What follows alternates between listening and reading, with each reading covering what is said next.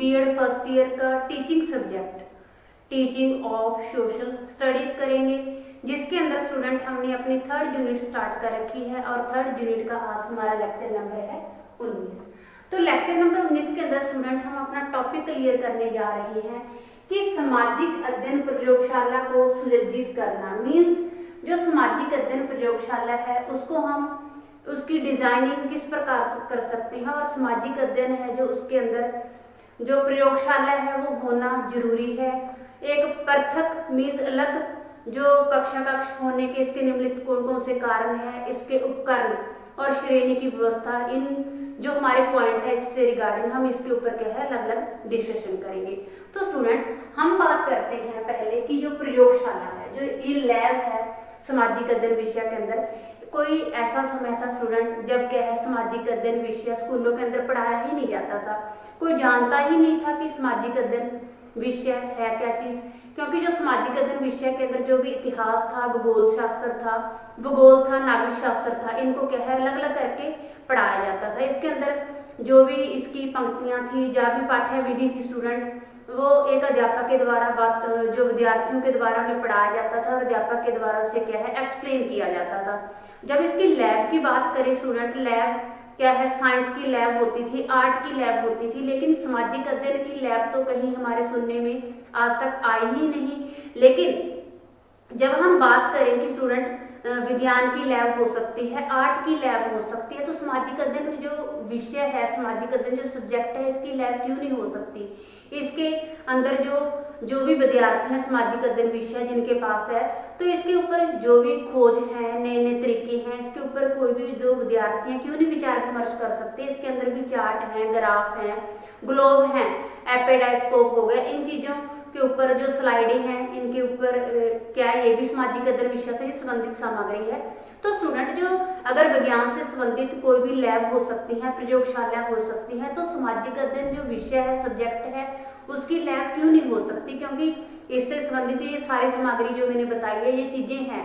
तो एक इसे प्रयोगशाला के अंदर इसे डिजाइनिंग करके इसकी प्रयोगशाला अलग से तैयार करके क्यों नहीं इन्हें प्रयोगशाला को क्या है बनाया जा सकता, अलग लैब क्यों नहीं बनाई जा सकती स्टूडेंट, क्योंकि हमने कई स्कूलों के अंदर देखा है कि चार्ट है, मानचित्र है, ग्लोब है, तो अलग अलग जो सामाजिक अध्ययन विषय है इससे संबंधित अलग अलग हमें सामग्री देखने को मिलती है। लेकिन इससे संबंधित क्या है स्टूडेंट अलग स्टोर होते हैं, स्टोरों के अंदर ये सामग्री को फेंक दिया जाता है, उन्हें बंद कर दिया जाता है, और कोई स्टूडेंट इसके अंदर ये नहीं है कि मानचित्रों के द्वारा, चार्टों के द्वारा उन्हें बच्चों को समझाया जाए जो भी पाठ्य सामग्री है।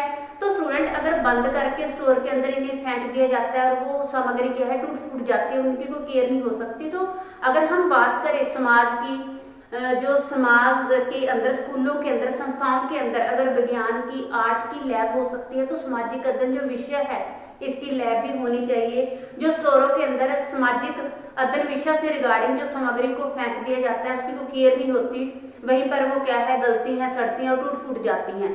तो इस प्रकार जो सामाजिक अध्ययन प्रयोगशाला है, तो सामाजिक अध्ययन शिक्षण में एक पृथक कक्ष होने के निम्नलिखित कारण है जो हम student point two point discussion करेंगे। तो हम अपना जो पॉइंट है डिस्कशन करते हैं उसी से रिगार्डिंग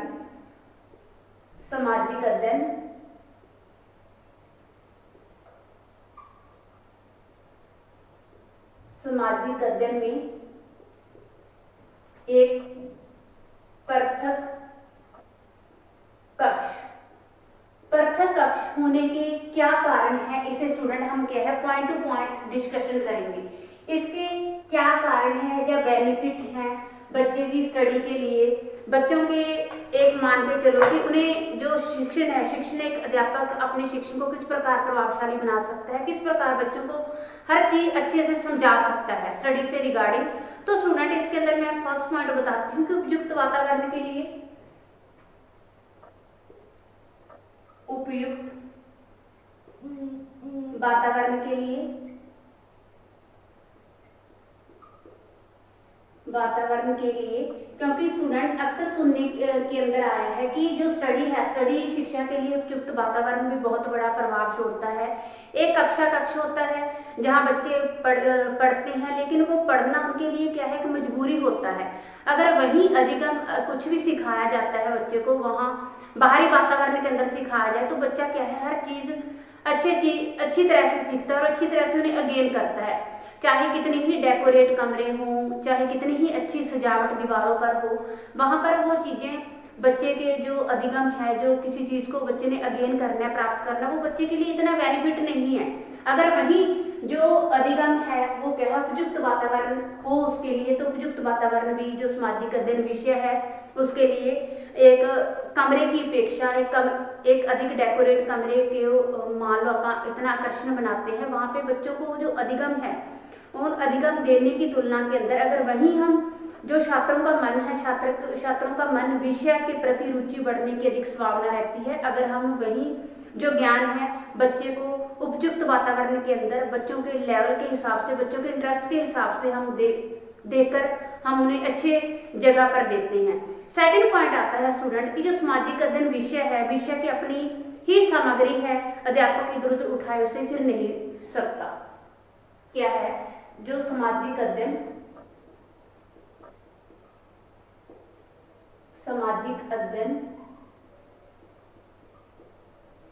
विषय की अपनी ही सामग्री है, विषय की अपनी ही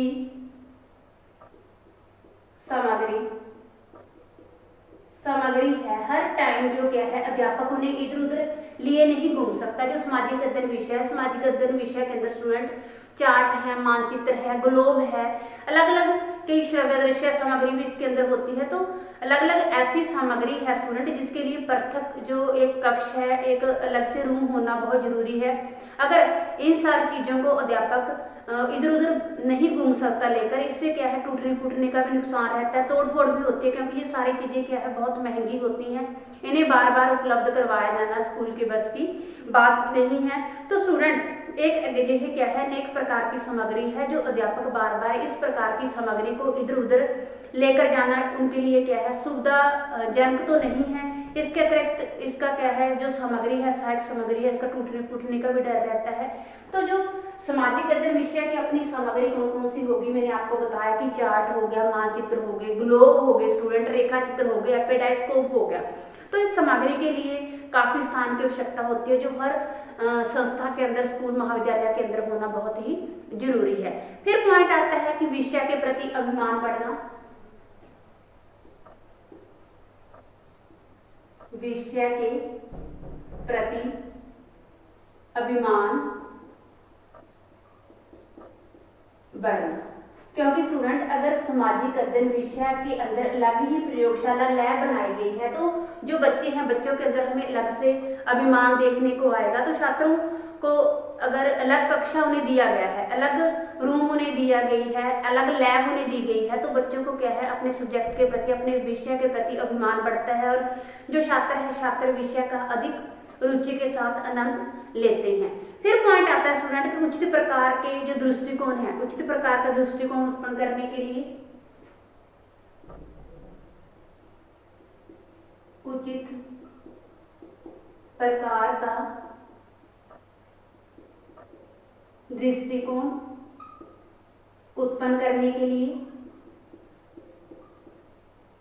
उत्पन्न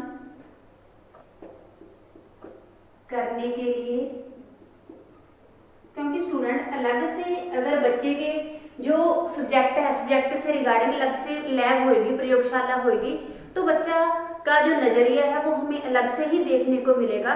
क्योंकि स्टूडेंट इससे जो सामाजिक अध्ययन कक्ष है, विद्यार्थी उचित प्रकार के दृष्टिकोण उत्पन्न करने में जो क्या है लैब हमारे लिए बहुत ही सहायक सिद्ध होती है।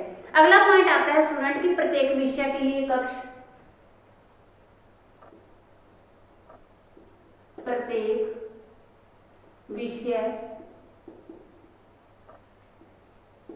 विषय के लिए कक्ष मीन्स जो सब्जेक्ट है साइंस है, आर्ट है और सोशल स्टडीज है। तो इसके लिए स्टूडेंट अलग अलग कक्ष होने बहुत जरूरी है। एक जो लैब है, लैब का प्रयोग अनेक जो सब्जेक्ट है उनके लिए नहीं होना चाहिए। तो सामाजिक अध्ययन जो सब्जेक्ट है ऐसा सब्जेक्ट है जिसके लिए अलग लैब होना बहुत जरूरी है। इसके अंदर भी अनेक प्रकार की सब्जेक्ट से रिगार्डिंग जो सामग्री होती है, तो स्टूडेंट अनेक सामग्री के अंदर जैसे मैंने पहले बताया था कि चार्ट हो गए, मानचित्र हो गए, ग्लोब हो गया, पेडास्कोप हो गए, ये चीजें अलग अलग होती हैं।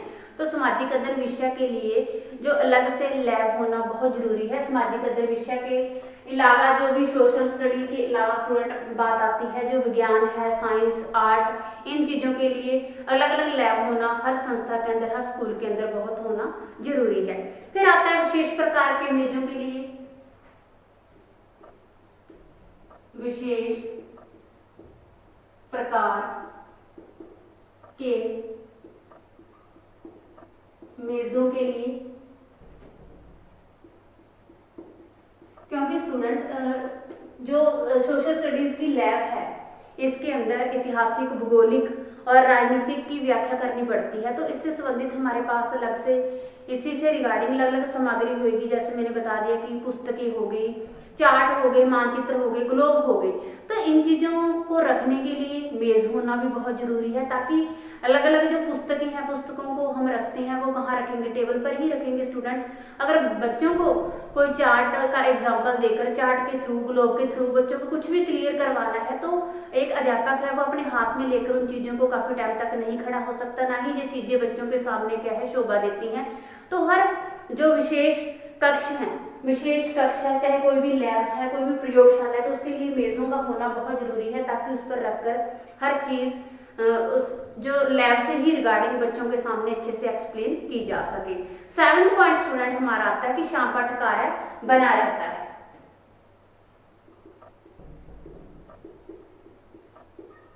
शामपट कार्य बना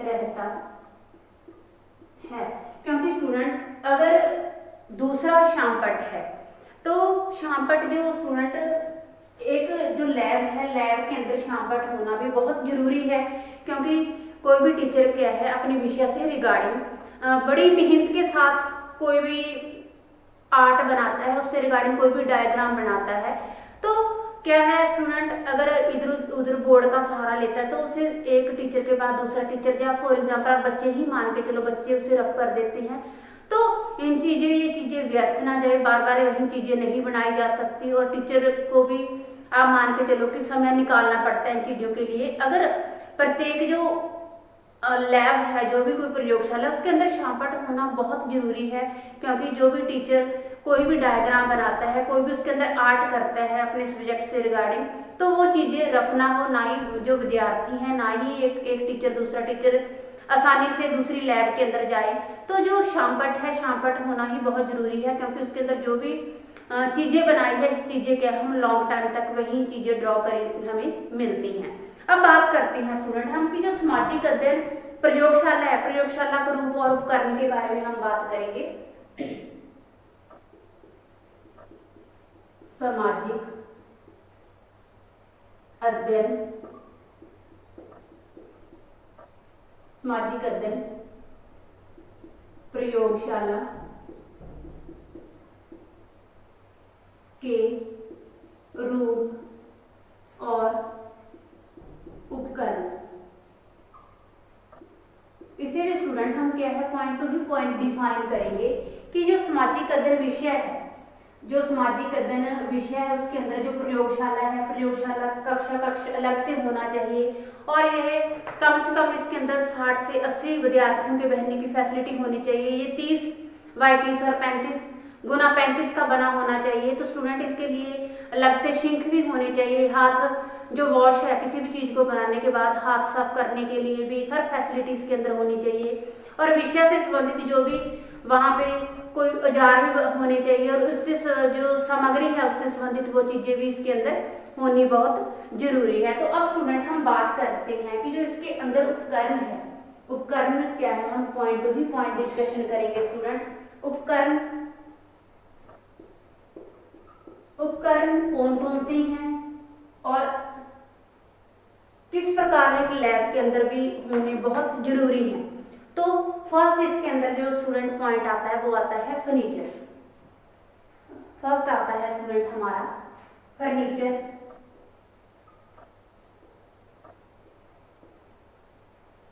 स्टूडेंट जैसे पहले भी हम एक्सप्लेन कर चुके हैं कि एक जो प्रयोगशाला है, प्रयोगशाला के अंदर मेज, कुर्सियां, अलमारियां, आप नक्शे टांगने के जो रैंक है, ये सारी क्या चीजें जो सामाजिक अध्ययन विषय है इसके अंदर ये फर्नीचर होना बहुत जरूरी है। तो इस कक्ष में लपेटने वाले शामपट भी होने चाहिए। फिर बात आती है कि अध्यापक कुछ जो चित्र बनाते हैं, बनाने के बाद उन्हें फाड़कर व्यर्थ नहीं फेंकना चाहिए। जो अलमीरा के अंदर अलग अलग रैक्स बने हैं, टांगने के लिए कोई भी जगह बनी है लटकाने के लिए, तो वहां पर लटका सकता है। फिर जो भी आवश्यक भाग है वो भी सार के रूप में लिखवा कर वहां पर उपलब्ध करवा सकता है।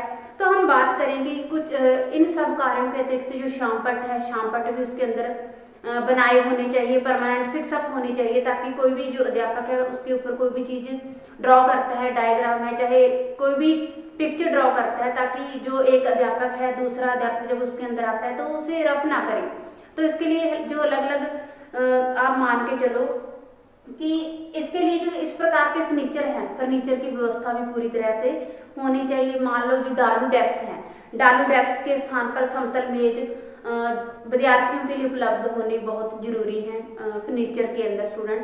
फिर सेकंड पॉइंट आता है पुस्तकें। सेकंड पॉइंट आता है स्टूडेंट हमारा पुस्तकें। जो लैब है स्टूडेंट, लैब के अंदर पुस्तकें एक अलग से, प्रयोगशाला के अंदर पुस्तकें, अध्यापकों और छात्रों के लिए एक छोटा सा कमरा उसके साथ ही अलग से बनाया जाना बहुत जरूरी है, ताकि अध्यापक क्या है उच्च कोटि की पुस्तकें पढ़े और जो विद्यार्थी हैं, विद्यार्थी भी अपने लेवल के हिसाब से अलग अलग पुस्तकें पढ़ सके अपने सब्जेक्ट से रिगार्डिंग। कई बार एक जो विषय है, एक सब्जेक्ट के अंदर, एक बुक के अंदर वो चीजें नहीं मिलती, उसी से रिगार्डिंग अलग अलग राइटरों की लिखी हुई हम अलग अलग पुस्तकें देखते हैं, तो किसी न किसी के संबंधित अपनी चीज कोई ना कोई हमें देखने को मिलती है। और जो बच्चे हैं, बच्चे नवीन ज्ञान के अंदर भी अपनी वृद्धि करते हैं, उन्हें कुछ न कुछ सीखने को मिलता है। तो जो पुस्तकें हैं, एक जो लैब्स है, लैब्स के अंदर एक छोटा सा कक्ष बना होना बहुत जरूरी है उसके साथ या उसी से अटैच, ताकि जो अध्यापक हैं, अध्यापक अपने लेवल के हिसाब से और विद्यार्थी अपने लेवल के हिसाब से जो पुस्तकें हैं पढ़ सके। और जो विद्यार्थियों को भी पुस्तकालय से अवगत करवाना बहुत जरूरी है, ताकि जो पुस्तकालय में नई नई पुस्तकें हैं और पत्रिकाएं हैं वो भी सम्मिलित करते रहना चाहिए। ये किसको अवगत करवाना चाहिए? एक अध्यापक का कर्तव्य बनता है कि जो विद्यार्थियों को अवगत करवाए। फिर पॉइंट आती है स्टूडेंट की तो श्रव्य दृश्य सहायक सामग्री, श्रव्य दृश्य सहायक सामग्री, क्योंकि स्टूडेंट श्रव्य दृश्य जिसे देखा भी जा सके और सुना भी जा सके, तो ये उपकरण है मेन। तो एक लैब के अंदर ये चीजें होनी बहुत जरूरी है, जैसे मैंने पहले ही बताया कि चार्ट है, मानचित्र है, ग्लोब है और लटकने वाले जो भी नक्शे हैं, ये चीजें बहुत जरूरी हैं। और इसके साथ साथ दो दृश्य श्रव्य कोई भी चीजें हैं, जैसे एपिडाइस्कोप आ गया, रेडियो आ गया स्टूडेंट्स, और आप मान के चलो कि टेलीविजन है आदि कक्षा में रखे जाने बहुत जरूरी हैं। फिर अलग अलग तरह के जो मॉडल है, मॉडल भी इसके अंदर होने बहुत जरूरी हैं, ताकि जो विद्यार्थियों को अलग अलग देशों के बारे में भी जानकारी दी जा सके। और जो लैब्स हैं, लैब्स के अंदर ये भिन्न जो उपकरण हैं, उपकरणों के बारे में भी आसानी से बच्चों को समझाया और बताया जा सके। अब बात आती है बुलेटिन बोर्ड। हमारा फोर्थ पॉइंट आता है स्टूडेंट बुलेटिन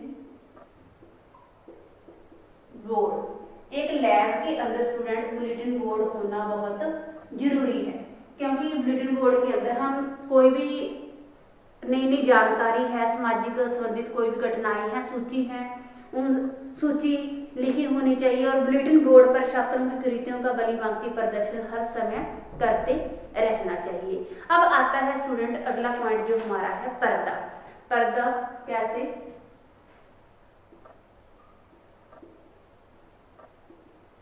स्टूडेंट जो पर्दा है, आप मान के चलिए जो स्क्रीन है, विद्यार्थियों को जो स्लाइड और चलचित्र दिखाने के लिए बोर्ड के ठीक ऊपर एक उचित प्रकार का पर्दा होना भी बहुत जरूरी है, ताकि बच्चों को चलचित्र और कोई भी स्लाइड्स के द्वारा हर चीज बच्चों के सामने अच्छे से प्रस्तुत की जा सके, उनका प्रदर्शन अच्छे से किया जा सके। तो विद्यार्थियों के लिए स्लाइड और चलचित्र दिखाने के लिए ठीक बोर्ड के ऊपर जो स्लाइड है वो भी लगी होनी बहुत जरूरी है। अगला पॉइंट आता है स्टूडेंट कलर मीन्स रंग।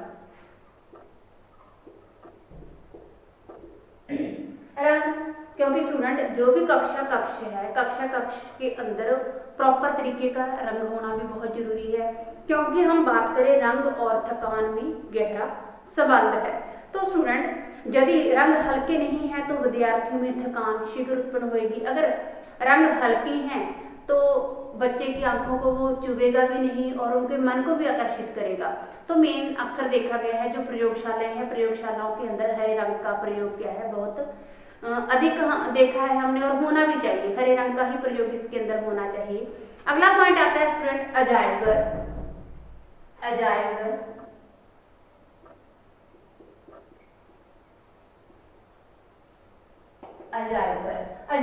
अजायब घर है जो, इसके अंदर हम क्या क्या देखेंगे, मीन जो संग्रहालय आ जाते हैं स्टूडेंट।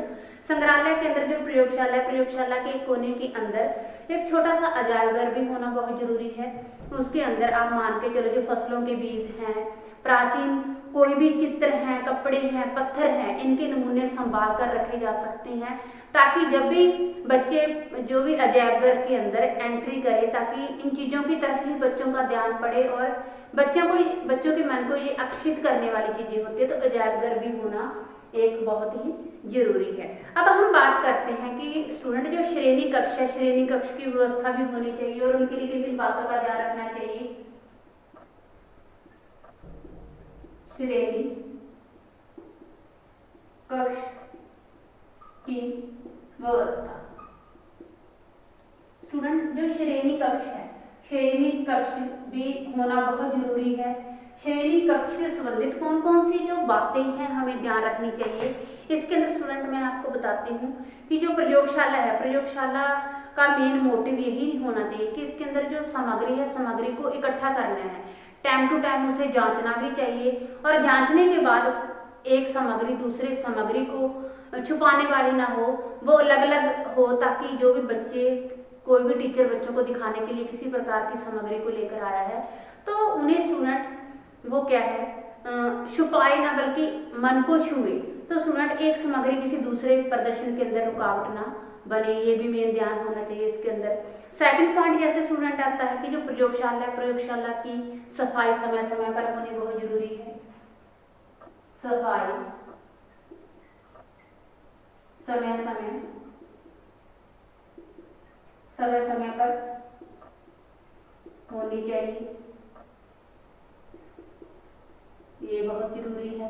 फिर पॉइंट आता है स्टूडेंट हमारा इसी के अंदर थर्ड, कि जो प्रयोगशाला का प्रयोग दूसरे कार्यों के लिए नहीं किया जाना चाहिए। दूसरे कार्य मीन्स कौन, अब साइंस का काम, सामाजिक अध्ययन की जो प्रयोगशाला है उसके अंदर नहीं होना चाहिए, आर्ट का काम उसके अंदर नहीं होना चाहिए, तो दूसरे कार्य के लिए इसका जो प्रयोग है नहीं होना चाहिए। दूसरे कार्यों के लिए इसका प्रयोग नहीं होना चाहिए, नहीं होना चाहिए। फिर पॉइंट क्या आता है स्टूडेंट, जो भी प्रयोगशाला है, प्रयोगशाला का जो उत्तरदायित्व है, उत्तरदायित्व किसको जाता है, तो जो प्रयोगशाला की देखरेख की व्यवस्था है विद्यार्थियों पर छोड़ देनी चाहिए। थर्ड पॉइंट आता है स्टूडेंट, जो भी बात आती है कि जो भी प्रयोगशाला है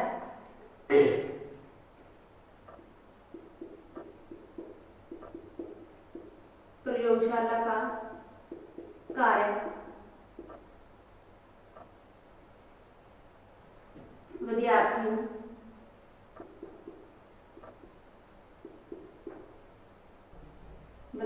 पर छोड़ देना चाहिए।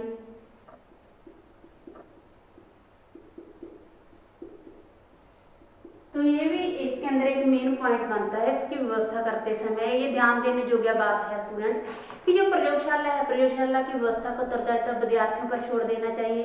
प्रयोगशाला के भिन्न भिन्न पहलुओं की जो देखभाल करनी है वो किस प्रकार करनी है, किस प्रकार उनकी जो सफाई करनी है, ये सारा किसको जाता है स्टूडेंट? उत्तरदायित्व इसका विद्यार्थियों को ही जाता है। तो स्टूडेंट इसके जो श्रेणी की व्यवस्था है, श्रेणी की व्यवस्था को इसकी जो ध्यान रखने समय ये बातें हैं जो प्रयोगशाला के संगठन में निम्नलिखित बातों का ध्यान रखना चाहिए। तो ये स्टूडेंट उसे क्या है, हमने पॉइंट टू पॉइंट क्लियर किया। तो ये स्टूडेंट हमारा टॉपिक हुआ क्लियर, जिसके अंदर हमने बात की कि जो सामाजिक अध्ययन प्रयोगशाला को सुयोजित करना मीन्स उसे डिजाइनिंग करना किस प्रकार। पहले प्रयोगशाला के बारे में बताया कि जो सामाजिक अध्ययन विषय है इसके लिए भी अलग से प्रयोगशाला होनी बहुत जरूरी है। तो फिर बात की कि जो सामाजिक अध्ययन में एक पृथक कक्ष मीन्स एक अलग कक्ष होना बहुत जरूरी है और इनके क्या क्या कारण हो सकते हैं। तो पृथक कक्ष होने के निम्नलिखित कारण दिए जा सकते हैं, कौन कौन से? उपयुक्त वातावरण के लिए, सामाजिक अध्ययन विषय की अपनी सामग्री है, अध्यापक उसे बार बार इधर उधर नहीं लिए फिर सकता, विषय के प्रति अभिमान बढ़ता है बच्चों का, उचित प्रकार का दृष्टिकोण उत्पन्न करने के लिए प्रत्येक विषय के लिए कक्ष अलग अलग होना चाहिए, विशेष प्रकार के मेजों के लिए शामपट कार्य बना रहता है। ये भी जो शामपट है, शामपट सामाजिक अध्ययन जो प्रयोगशाला है, जो लैब है उसके अंदर होना बहुत जरूरी है। फिर बात आती है कि जो सामाजिक अध्ययन प्रयोगशाला के रूप में उपकरण, कौन कौन से जो उपकरण है होने चाहिए। जैसे बात की फर्नीचर होना चाहिए, पुस्तकें रखने के लिए अलग से छोटा कक्ष होना चाहिए ताकि बच्चे जो अध्यापक उच्च कोटि की पुस्तकें और जो मेन विद्यार्थी हैं, विद्यार्थी अपने लेवल के हिसाब से, अपने लेवल के हिसाब से उन जो पुस्तकें हैं उन पुस्तकों का ज्ञान के द्वारा उन्हें पढ़ लिख कर उनका फायदा उठा सके। फिर आता है कि ये दृश्य श्रव्य सहायक सामग्री है जिसे पढ़ा भी जा सके, देखा भी जा सके और जिसे सुना भी जा सके, जैसे रेडियो, टेलीविजन, एपेडेस्कोप, ये सारी चीजें, मानचित्र, ग्लोब आदि इसके अंदर होना बहुत जरूरी है। बुलेटिन बोर्ड होना जरूरी है, पर्दा, रंग, अजायबघर। फिर बात आती है कि जो श्रेणी कक्षा है, श्रेणी कक्ष की व्यवस्था किस प्रकार होनी चाहिए, इसका जो संगठन है, संगठन करते समय किन किन चीजों का हमें ध्यान रखना चाहिए, उसे भी क्या है स्टूडेंट हमने पॉइंट टू पॉइंट डिस्कशन किया। तो ये स्टूडेंट हमारा टॉपिक हुआ खत्म। Thanks student, have a nice day.